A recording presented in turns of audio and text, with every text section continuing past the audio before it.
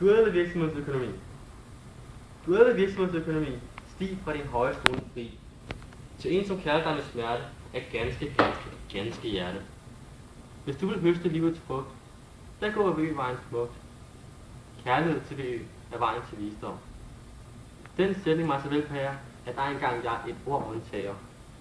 Sejre, drømme og frygtelige nederlag. En virksomhed kan styres efter smag og behag.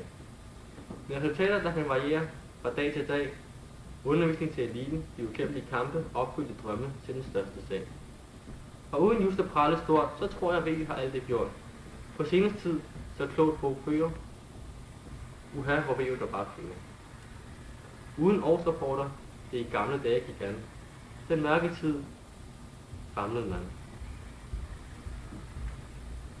Men nu i oplyste tider, uden den virksomheden videre.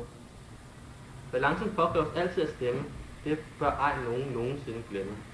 Exceptionelt mester I os lærer bogføring med kreativt debet, gør han lide for os senere rigt og let.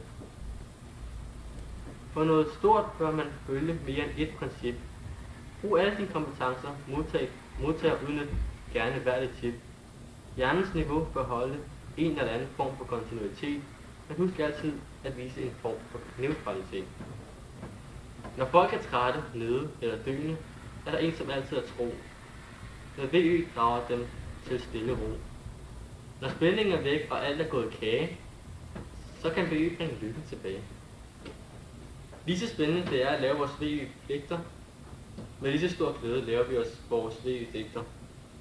Med denne læren bliver vi VØ-poeter, ej mere behøver vi læren om sinus og kateter. Duelle virksomhedsøkonomi. Jeg elsker dig med kæmpe eufori. Din dejlighed gjort haver mig taget med storm. Glæden til VØ er og bliver enorm.